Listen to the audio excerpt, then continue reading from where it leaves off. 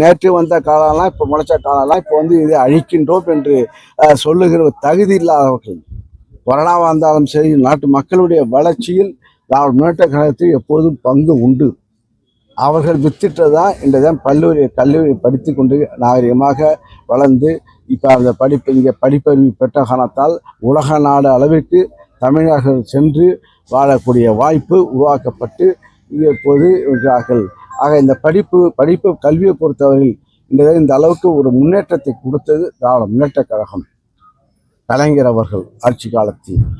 இப்போது இப்போ நம்முடைய முதலமைச்சர் பொறுப்பேற்ற பிறகு அவர் ஆரம்ப உயர்நிலை பள்ளி கல்லூரி கல்வி படிக்கிறதுலேருந்து அதை நான் முதல்வன் திட்டத்தை உருவாக்கி அதன் மூலமாக தகுதியான மாணவர்கள் தன் வேலை வாய்ப்பு பெறுகின்ற பயிற்சி இந்த ஆட்சியை தான் யாரும் சிந்திக்கவில்லை. இப்போ புது கம்பெனிலாம் அமைச்சோம்னா அவன் செட்டிங்கிலே நடித்து செட்டிங்கிலே வச்சு நான் இப்போ முதலமைச்சர் ஆகுன்னு சொல்கிறார்கள்.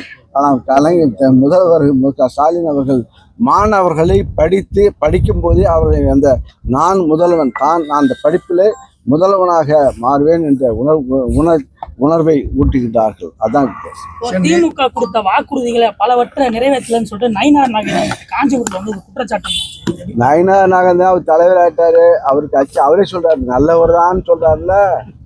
அதே நயினார் நாகேந்திரன் நம்முடைய முதல்வரை பற்றி அவரே நல்லவன் சொல்றாரு, அதை பாராட்டணும். எந்த உறுதியை எந்த வாக்குறுதியை கடைப்பிடிப்போட இப்போ ஒரு பார்த்த சாதிங்கிற ஒரு தொண்டர் அவனை வந்து இப்போ அவங்களுடைய அந்த கலைப்பிரிவை சேர்ந்த தோழர்களுக்கு உதவி கிடைக்கவில்லை என்ற கோரிக்கை இப்போ வைத்த ஒரு 20 நாளில் எங்களுக்கு வந்திருக்கு இங்கே பணப்பயன் கொடுத்துருக்கு ஆட்சி என்று பாராட்டுகிறார்கள். சாதாரண தொண்டர்கள், சாதாரண எளியவர்கள் பாராட்டுகின்ற ஆட்சி. நயினார் நாகேந்திரன் கட்சி தலைவர் என்ற அடிப்படையில் அவர் குறை சொல்ல வேண்டும். நாங்கள் பஸ்ஸில் வந்து இலவசமாக பெண்கள் பயணம் சொல்லுகிறோம்னு சொன்னோம், மக்கள் கேட்டாங்களா? அதை செஞ்சிருக்கிறார்கள். அதே போல் பணம் மகளிர் உரிமை தொகை கொடுப்போம் சொன்னாங்க, கொடுத்தாச்சா இல்லையா சொல்லு, கொடுத்தாமே இல்லையா? நயினார் நாகேந்திரனுக்கு அவர் தெரியாது, அவரு அந்த பணம் வராது.